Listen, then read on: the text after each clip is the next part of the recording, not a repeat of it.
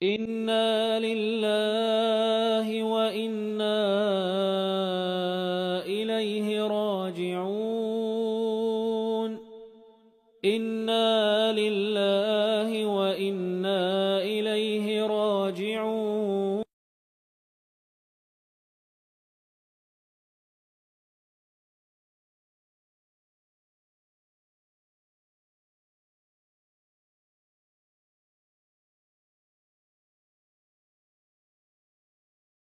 ሃይማኖት እኮ የበላይና የበታች የለውም።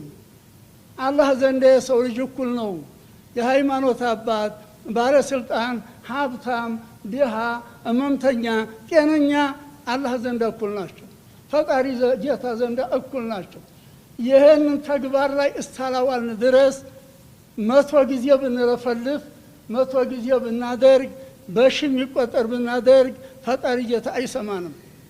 ይሄን ማወቅ አለብን። መጀመሪያ ልባችንን ንጹህ ማድረግ አለብን። ሁለተኛ ስራችንን ንጹህ ማድረግ አለብን። ተተንኮል መመለስ አለብን። ተምቀኝነት መመለስ አለብን። መከባበር አለብን። መተዛዘን አለብን። አንዱ እየበላ እየሟጠጠ አንዱ ንብረት አንዱ እየወሰደ አንዱ ጦማዳሪ ነው። አንዱ ስንት ቦታ ያለው አንዱ መውደቂያ አንድ ክፍል የሌለው ነው። በዚህ ነው እንደ አላህ የሚያዝነው። በዚህ ነው እንደ አላህ የሚያዝነው። ገና ተወደፊት የሚመጣ አላህ የደቀነው ያስተበዋል ይመስላል። ይህም በቂ አይመስለንም። እውነቱን ሐቂቃውን ስናየው ይመለስልን ያልን እንደሆን እኛ እንመለስ እኛ እንመከር።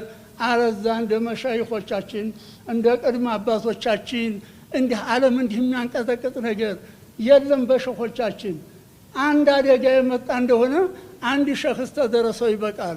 አንድ አካባቢ ሶደቃ ይመልሰዋል። የአንድ አካባቢ ዱዓ ይመልሰዋል። አዲያ እንደው ብንረፈልፍ ይሆናል እንዴ? ብንረፈልፍ አይሆንም። መመለስ አለብን። መሪውም ይመለስ፣ ተመሪውም ይመለስ። የሃይማኖት አባቶች ይጸጸቱ፣ እንጸጸት።